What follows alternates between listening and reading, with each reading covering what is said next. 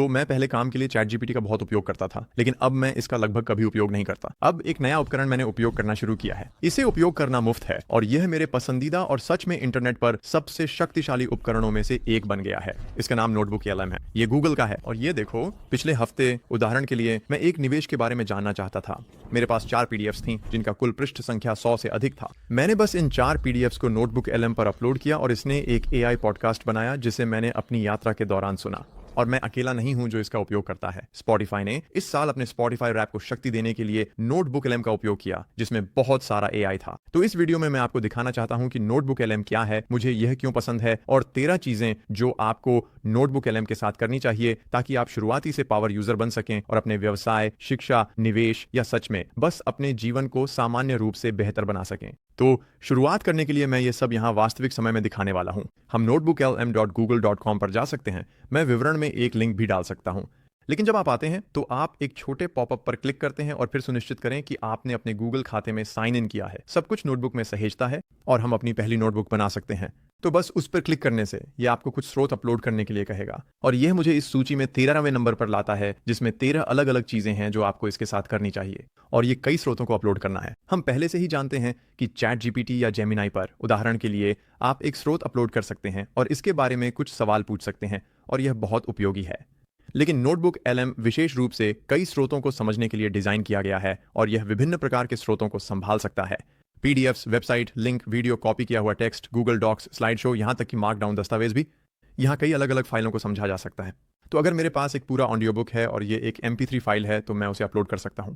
ये पूरे चीज को समझेगा, इसे सब कुछ ट्रांसक्राइब करेगा और फिर इसके पास मेरे लिए जवाब होंगे जिन्हें हम इस वीडियो में बाद में उपयोग करेंगे। तो आप देख सकते हैं कि हमारे पास वहां कई हैं, 50 अलग अलग स्रोतों तक। मैं अभी एक फाइल चुनने वाला हूं। तो मैंने उदाहरण के लिए लकड़ी के क्षेत्र में निवेश के बारे में 3 पीडीएफ्स चुने हैं। आप उन्हें अपलोड कर सकते हैं और फिर हम जो कर सकते हैं, जैसा कि आप नीचे देख सकते हैं, बहुत सरलता से, जैसे कि हम इस तरह के कई अन्य LLMs पर देखते हैं, आप सवाल पूछ सकते हैं। तो मैं बस ये कह सकता हूं, जैसे लकड़ी के क्षेत्र में निवेश करने के कुछ जोखिम क्या हैं, एंटर दबाएं और ये उस सवाल का जवाब देगा। और ये मुझे 12वें नंबर पर लाता है, जो है कि आप टेक्स्ट फील्ड में उन जानकारी के बारे में बहुत विशिष्ट सवाल पूछ सकते हैं जो आपने अपलोड की है और यह विभिन्न फाइलों का संदर्भ देता है, स्रोत फाइलें यहाँ, जो कि कंट्रोल F से कहीं बेहतर है। तो अगर आपके पास ऐसा काम है जहां आप अक्सर कंट्रोल F का उपयोग कर रहे हैं और आप हमेशा किसी बड़े दस्तावेज में कुछ खोज रहे हैं, तो यह एक बेहतरीन विकल्प हो सकता है जहां आप बस यहाँ फाइलें अपलोड कर सकते हैं। और अगर आपके पास कंट्रोल F के लिए आवश्यक सटीक शब्द नहीं है तो आप इसे यहाँ खोज सकते हैं, ये इसे ढूंढ लेगा। आप स्रोतों को देख सकते हैं, जैसे स्रोत नंबर 3, स्रोत नंबर 2, और अगर मैं उस पर क्लिक करता हूं तो यह मुझे दिखाएगा कि स्रोत में वास्तव में यह जानकारी कहां से मिली।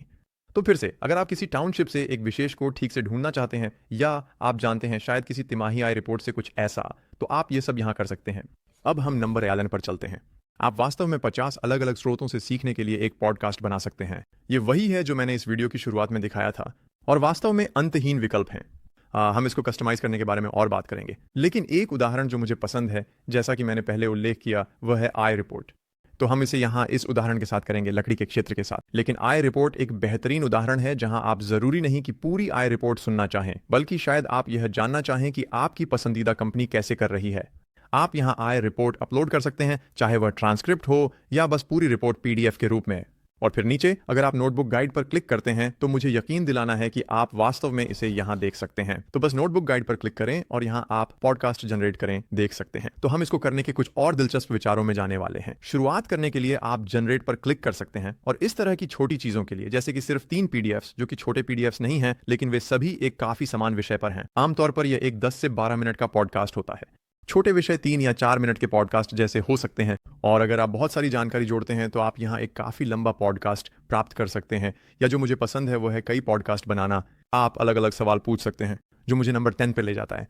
तो जबकि यह जनरेट हो रहा है, नंबर 10 है पॉडकास्ट को कस्टमाइज करना ताकि वह एक विषय या एक सवाल पर ध्यान केंद्रित करे जो उस पॉडकास्ट के लिए एक सामान्य धागा हो। ठीक है, खैर मैं इस बारे में गलत था। मुझे लगा कि यह लगभग 10 मिनट का होगा। यह 30 मिनट का है, जो काफी अच्छा है। हम अभी एक नमूना चला सकते हैं और आप सेटअप को देखेंगे।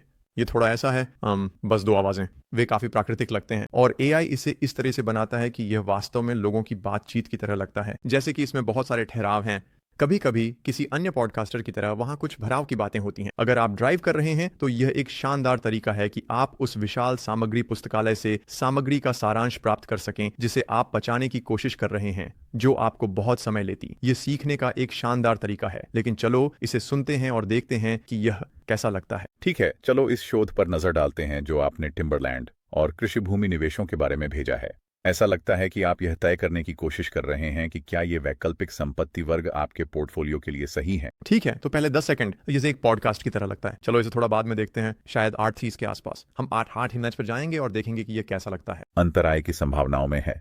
ठीक है, कृषि भूमि लकड़ी की भूमि की तुलना में अधिक स्थिर आय उत्पन्न कर सकती है, जैसे कि लीज भुगतान के माध्यम से। वैसे कृषि भूमि से तुलना कर रहा है ऐसी चीजें जिनके बारे में मैं जानने रुचि रखता हूं।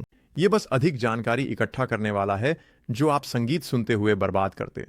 और आप चुन सकते हैं कि आप क्या सीखना चाहते हैं। अगर हम यहाँ ड्रॉप डाउन पे क्लिक करें तो हम प्लेबैक स्पीड बदल सकते हैं। आप डाउनलोड करें। अगर आपके पास कई हों और जोड़ें, YouTube, Spotify अपलोड करना चाहते हैं, प्लेटफॉर्म की शर्तों पर ध्यान दें कि क्या यह AI सामग्री की अनुमति देता है। लेकिन ये कुछ ऐसा है जो मुझे लगता है कि यहाँ करना काफी दिलचस्प है। लेकिन नंबर 9 पर बढ़ते हुए आप वास्तव में उस पॉडकास्ट को कस्टमाइज कर सकते हैं जिसे आप बना रहे हैं। तो मैं इसे बंद करने जा रहा हूं। मैं एक नया नोट बनाना चाहता हूं। चलो बस एक बिल्कुल नया करते हैं। मैं इस पॉडकास्ट को खोना नहीं चाहता। ये काफी अच्छा है। अगर हम बस ऊपर नोटबुक एलएम पे क्लिक करें तो आप देखेंगे कि हमारा पहला नोटबुक वही है। हम कह सकते हैं कि नया बनाएं और नए स्रोतों के साथ एक पूरी तरह से नया नोटबुक बनाएं। शायद इस बार मैं थोड़ा और जानना चाहता हूं, जैसे कि एक छोटे घर को कैसे बनाना है। तो मेरे पास 4 स्रोत हैं जो डाउनलोड किए गए हैं। मैं एक बार में एक जोड़ने जा रहा हूं और आप नोटिस करेंगे कि हर स्रोत जिसे आप अपलोड करते हैं, अगर आप बाईं ओर स्रोत पर क्लिक करते हैं तो ये आपको पूरा स्रोत दिखाएगा और नोटबुक गाइड के दाईं ओर ये आपको स्रोतों का एक सारांश देता है। अगर आपके पास कई अलग अलग नोटबुक हैं और आप उनके फाइल नामों को नहीं पहचानते हैं तो निश्चित रूप से आप उन्हें खोल सकते हैं। आप प्रत्येक स्रोत का सारांश देख सकते हैं, तो ये मुझे वहीं का एक सारांश बताएगा। आप वहां मुख्य विषय डाल सकते हैं, आप जानते हैं, और हम यहां सभी स्रोतों का एक सारांश भी देख सकते हैं, बस ताकि आपके नोटबुक को अधिक व्यवस्थित रखा जा सके। यह आपको इसे संक्षेप में प्रस्तुत करने में भी मदद करता है अगर आप वास्तव में यह जानना चाहते हैं कि कुछ वास्तव में क्या है। तो चलिए मान लेते हैं कि हम इस पॉडकास्ट को बनाना चाहते हैं, यहां पर एक छोटे घर को कैसे बनाना है, लेकिन नहीं चाहते कि सिर्फ हमारे द्वारा अपलोड की गई सभी सामग्री का सामान्य सारांश हो। इसके बजाय आप कस्टमाइज पर क्लिक कर सकते हैं और हम यहां बहुत सारे विवरण जोड़ सकते हैं ताकि वास्तव में एक विशिष्ट दर्शकों को लक्षित किया जा सके। तो आप कह सकते हैं, आप जानते हैं, एक पॉडकास्ट बनाएं जैसे कि मैं, आप जानते हैं, इस क्षेत्र में एक विशेषज्ञ हूं, या एक पॉडकास्ट बनाएं जैसे कि मैं, आप जानते हैं, एक बच्चा हूं। और ये वास्तव में, आप जानते हैं, सामग्री का एक बहुत ही उच्च स्तर का सारांश है। तो वे आपको यहां करने के लिए कुछ उदाहरण देते हैं। ठीक है, तो मेरे पास वह है। मैं कहने जा रहा हूं कि जनरेट करें और ये इसके लिए एक पॉडकास्ट भी जनरेट करेगा। तो एक बार जब ये जनरेट हो जाए हम उसका एक नमूना चलाएंगे। आगे बढ़ते हुए नंबर 8 पर आप वास्तव में नोटबुक एलएम का उपयोग उन प्रस्तुतियों या कॉल्स का विश्लेषण करने के लिए कर सकते हैं जिनमें आप शामिल थे। ये एक शानदार बिजनेस मूव होगा। अगर आपने शायद कुछ प्रस्तुत किया है, यह स्लाइड शो है, आपकी ऑडियो रिकॉर्डिंग है, आप उसे अपलोड कर सकते हैं और नोटबुक एलएम से कह सकते हैं कि वह भाषा के पैटर्न, स्थिरता और समग्र संदेश का विश्लेषण करे ताकि वह आपकी खुद की विश्लेषण में मदद कर सके। इसे दें, यह शायद कुछ पैटर्न पहचान सकता है और आपके लिए कुछ छिपे हुए रुझान खोज लेगा। तो उदाहरण के लिए, अगर आपके पास 25 सफल वीडियो या कॉल हैं और शायद 25 जो असफल रहे, तो आप सभी 50 को अपलोड कर सकते हैं और देख सकते हैं कि क्या वहां कोई प्रकार के रुझान हैं, और उम्मीद है कि इससे आपके भविष्य में बिक्री सफलता के अनुपात में सुधार करने में मदद मिलेगी। नंबर 7, आप नोटबुक एलएम से एक अध्ययन गाइड बनाने के लिए कह सकते हैं ताकि आपकी याददाश्त बनाए रखने में मदद मिल सके। ये बाईं ओर एक बटन के साथ करना बहुत आसान है। तो अगर मैं बस स्टडी गाइड बनाएं पर क्लिक करता हूं, नोटबुक एलएम इस तरह से सेट किया गया है कि प्रत्येक नोटबुक के भीतर आपके पास नोट्स होते हैं। यहाँ पे ये मेरा पसंदीदा यूएक्स नहीं है, लेकिन आप देखेंगे कि हमारे पास है। ये एक नोट के रूप में दिखाई देगा। हम अन्य नोट्स जोड़ सकते हैं और ये सभी एक एरे, एक ग्रिड में यहाँ दिखाई देते हैं जिसे आप प्रत्येक पर क्लिक करके प्रबंधित कर सकते हैं। लेकिन ये यहाँ एक अध्ययन गाइड बनाएगा। अब ये नहीं होने वाला है। ये करने में 1 सेकंड लगेगा क्योंकि ये एक ही समय में उस पॉडकास्ट को भी जनरेट कर रहा है। लेकिन आप नए नोट को देख सकते हैं और ये हमें यहाँ अध्ययन गाइड दिखाता है। तो सभी सवाल क्या हैं? हम उनके माध्यम से जा सकते हैं और कोशिश कर सकते हैं कि उन्हें उत्तर दें। तो अगर आप किसी परीक्षा की तैयारी कर रहे हैं और आपकी किताब है, तो आप इसे किसी विशेष अध्याय से एक अध्ययन गाइड बनाने के लिए कह सकते हैं। आप एक व्याख्यान के साथ भी कर सकते हैं। आपके पास जो भी है जिसे आप स्रोत के रूप में अपलोड करने जा रहे हैं। नीचे तो हमारे पास फिर उत्तर हैं। तो मुझे लगता है कि यह अध्ययन करने का एक उपयोगी तरीका है। अगर आप इसे नहीं चाहते तो आप हमेशा इसे हटा सकते हैं। लेकिन नोट्स के मामले में हमारे पास और भी कई चीजें करने के लिए हैं। हम एक खाली नोट जोड़ सकते हैं और बस जो चाहें जोड़ सकते हैं। वहां पर सामान्य नोट निर्माण, मैं इसे बंद करने जा रहा हूं। और हम सभी नोट्स को एक स्रोत में भी परिवर्तित कर सकते हैं। मैं वास्तव में इसका उपयोग बहुत बार नहीं करता, हालांकि नंबर 6 हम नोटबुक एलएम से एक टाइमलाइन बनाने के लिए कह सकते हैं जो बहुत दिलचस्प है अगर आपके पास जैसे कि बहुत सारे घटनाएं हो रही हैं, एक बड़ा प्रोजेक्ट है, या अगर आप जानते हैं इतिहास के बारे में बहुत कुछ सीख रहे हैं और आपके पास आप जानते हैं जेपी मॉर्गन की कुछ आत्मकथा है और आप किताब में चर्चा की गई हर चीज की टाइमलाइन चाहते हैं। हम ऐसा करने का तरीका फिर से नोटबुक गाइड पर जाकर और बस टाइमलाइन पर क्लिक करना है। अब ये इस पर वास्तव में बहुत समझ में नहीं आता, लेकिन मैं इसे क्लिक करने जा रहा हूं और देखता हूं कि ये क्या निकालता है। शायद ये मुझे दिखाएगा कि एक प्रोजेक्ट के विभिन्न हिस्सों को करने में कितना समय लगता है, या मुझे ठीक से नहीं पता कि ये क्या निकालेगा। लेकिन अगर यह एक ऐतिहासिक दस्तावेज होता तो निश्चित चीजों के लिए वास्तविक तारीखें दिखाना बहुत अधिक समझ में आता। ठीक है, वाह, ये वास्तव में छोटे घरों के बारे में एक टाइमलाइन के साथ आया और यह कि विभिन्न वर्षों में बड़े घर कैसे थे और कब उनका उपयोग किया गया और ऐसी चीजें। तो ये बहुत दिलचस्प है, ये तो मैंने बिल्कुल भी उम्मीद नहीं की थी। नंबर 5, आप एक ब्रीफिंग डॉक बना सकते हैं। तो फिर से यहाँ नोटबुक गाइड पर वापस जाते हुए ब्रीफिंग डॉक एक और उदाहरण है। तो ये नए कर्मचारियों को ऑनबोर्ड करने के लिए बहुत अच्छा होगा और आपके पास आप कुछ करने के तरीके के बारे में एक दस्तावेज बनाना चाहते हैं। शायद आपके पास पहले से ही एक प्रशिक्षण वीडियो है, शायद आपके पास आप जानते हैं इस विषय पर बहुत सारे संसाधन हैं। आप एक ब्रीफिंग डॉक बना सकते हैं ताकि उन्हें किसी चीज को करने के तरीके के बारे में जानकारी मिल सके। या इसी तरह अगर आप बस एक पूरे प्रोजेक्ट का सारांश बनाने की कोशिश कर रहे हैं और इसे एक प्रबंधक के सामने पेश करना चाहते हैं, तो शायद आप यहाँ अपने सभी फाइलें अपलोड कर सकते हैं और इसके आधार पर एक ब्रीफिंग डॉक बना सकते हैं। यह वास्तव में कई अलग अलग परिस्थितियों में उपयोगी हो सकता है। अगर आपके पास कोई और विचार हैं तो कृपया एक टिप्पणी छोड़ें। सच में इनमें से किसी भी चीज के लिए जहां आप उनका उपयोग करेंगे, लेकिन बस कुछ ऐसा है जो मुझे लगता है कि कई व्यवसायों में काफी उपयोगी होगा। नंबर 4, आप अपने नोटबुक में कई नोट्स जोड़ सकते हैं। मैंने इसे थोड़ा पहले यहां दिखाया था। तो चलो नोटबुक गाइड पर क्लिक करते हैं और इसे छिपा देते हैं। हमारे इस नोटबुक में बहुत सारे नोट्स हैं और ये सभी यहां दिखाई देंगे। अगर हम नए बनाते हैं तो निश्चित रूप से वे यहां दिखाई देंगे और आप उन्हें नाम बदल सकते हैं और उनके बारे में बहुत कुछ बदल सकते हैं। लेकिन अन्य जो मैं व्यक्तिगत रूप से उपयोग करता हूं वे बस सहेजे गए उत्तर हैं। तो नोटबुक गाइड, और वास्तव में ये यहाँ वे मुख्य नोट्स हैं जिनका मैं उपयोग करने वाला हूँ। या जब भी आपके पास यहाँ प्रतिक्रियाएं और बातचीत होती है तो ये कुछ ऐसा होगा जिसे मैं भी नोट्स में सहेजूंगा अगर आपको लगता है कि आप इसे वापस देखना चाहेंगे।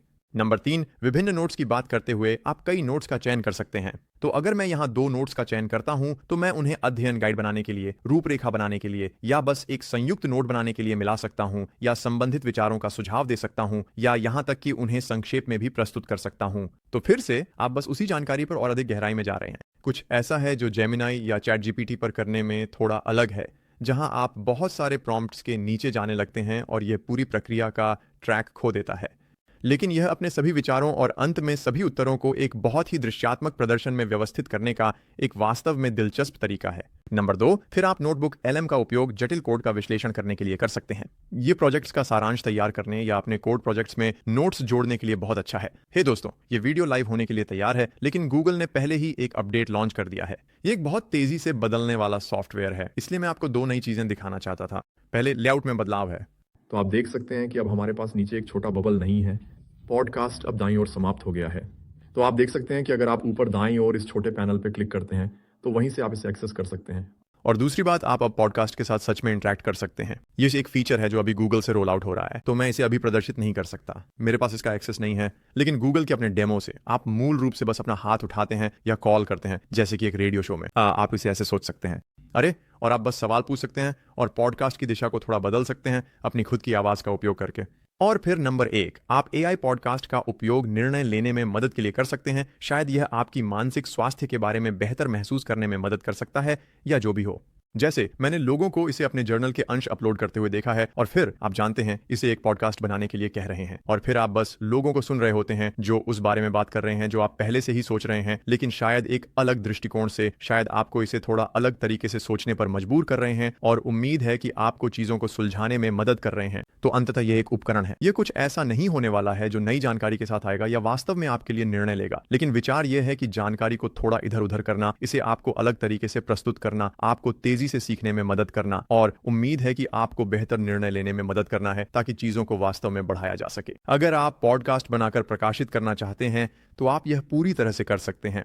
कुछ सावधानियों के बारे में जानना जरूरी है। गूगल वास्तव में चीजों को बंद करना पसंद करता है, तो मैं इस उपकरण का उपयोग करने की सिफारिश करता हूं, लेकिन सावधानी से आगे बढ़ें। जैसे जो आप नहीं चाहते कि अपनी सारी जानकारी यहां सेव करें, ये एक अच्छा विचार हो सकता है कि आप बहुत सारा कंटेंट डाउनलोड करें और इसे किसी और ड्राइव पर सेव करें, बस इस मामले में कि गूगल यह तय करे कि अरे ये एक शानदार उपकरण है लेकिन वे इसे कुछ सालों में बंद करने जा रहे हैं। आप कभी नहीं जानते, गूगल ऐसा काफी करता है। अन्य चीजें जो ध्यान देने योग्य हैं यह है कि इसका उपयोग वास्तव में कई अलग अलग प्लेटफॉर्मों पर किया जा रहा है। जैसा कि मैंने पहले कहा, स्पॉटिफाई ने इस साल स्पॉटिफाई रैप के लिए इसका उपयोग किया और मुझे संदेह है कि इसे भविष्य में कई अन्य इंटीग्रेशनों में शामिल किया जाएगा। बताएं आप नोटबुक एलएम का उपयोग कैसे सोच रहे हैं। वीडियो पसंद आया तो लाइक सब्सक्राइब करें। मैं माइकल ब्रायन हूं सेंट्रली मीडिया के साथ और मैं आपको अगले वीडियो में मिलूंगा।